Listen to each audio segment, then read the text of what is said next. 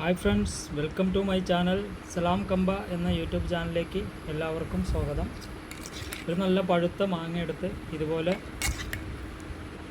ചെറിയ പീസുമല്ല, ഒരുപാട് വലിയ പീസും അല്ലാത്ത രീതിയിൽ മീഡിയം പീസാക്കി കട്ട് ചെയ്തെടുക്കുക. അതിനുശേഷം കുറച്ച് ഉപ്പ് ഇട്ട് കൊടുക്കുക. അതിനുശേഷം കുറച്ച് മുളക് പൊടി ഇട്ട് കൊടുക്കുക. നല്ല വെളിച്ചെണ്ണ കുറച്ച് ഒഴിച്ച് കൊടുക്കുക. അതിനുശേഷം ഇതുപോലെ ഇളക്കി സെറ്റാക്കി ഒരു 5 മിനിറ്റ് റെസ്റ്റ് ചെയ്യാനായിട്ട് വയ്ക്കുക.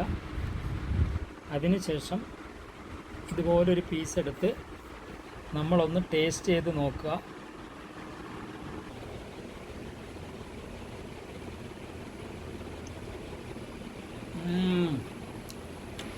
സൂപ്പർ.